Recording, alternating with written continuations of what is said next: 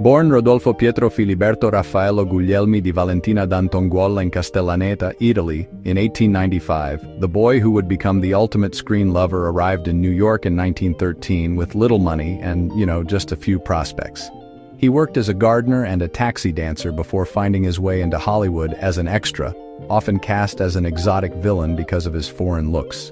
But his smoldering intensity and unique presence, well, they just couldn't be contained in small roles for long. His big break came in 1921 with the Four Horsemen of the Apocalypse.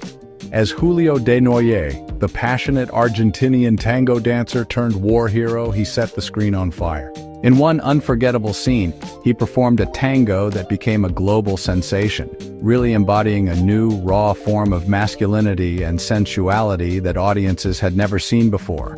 The film made him an overnight superstar, the first true male sex symbol of the cinema.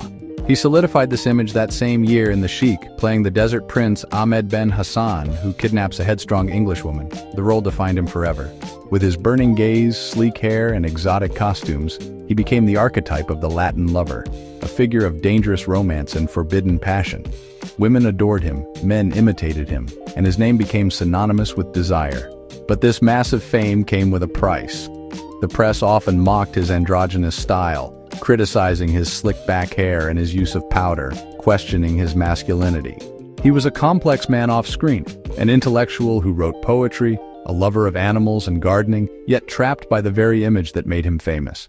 He married twice, both times to women involved in his career, in unions that were the subject of intense public speculation and scrutiny. His later films like Blood and Sand and The Eagle showcased his growing acting range and his incredible physical grace. He was more than just a handsome face. He was a gifted dancer and a dedicated actor who took his craft seriously. He fought for better roles and more creative control, yearning to be seen as an artist, not just an idol. Deep down, he always yearned to be recognized not just as a star, but as a true artist. It was more than fame he was after. It was that sense of validation, of being truly seen for his craft. Tragically, his meteoric rise was cut devastatingly short. In the summer of 1926, at the peak of his fame and just 31 years old, Valentino was hospitalized with a perforated ulcer. The infection turned into peritonitis, and on August 23rd, he died. The world went into a state of mass hysteria.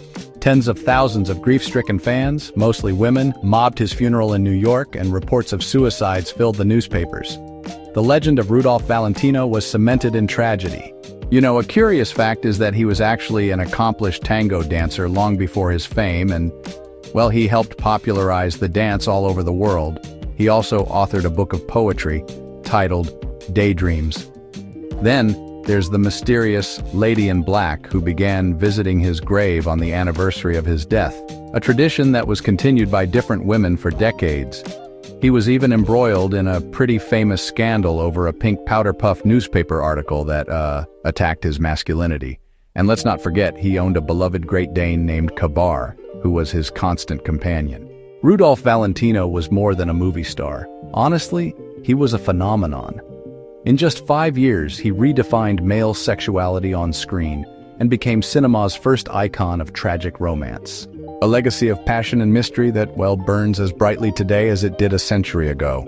If you are captivated by the stories of cinema's first and most enduring icons, please show your support by giving this video a like and subscribing to The Iconic People.